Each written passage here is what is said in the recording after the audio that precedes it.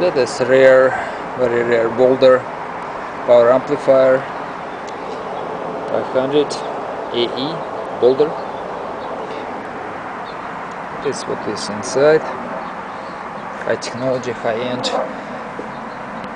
preamp, very good quality, very rare.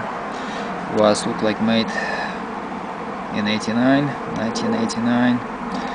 At that time it was cost about over $5,000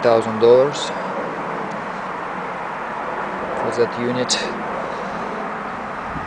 If we transfer that money to today year 2019, it's probably about 25,000. Very cool. Interesting.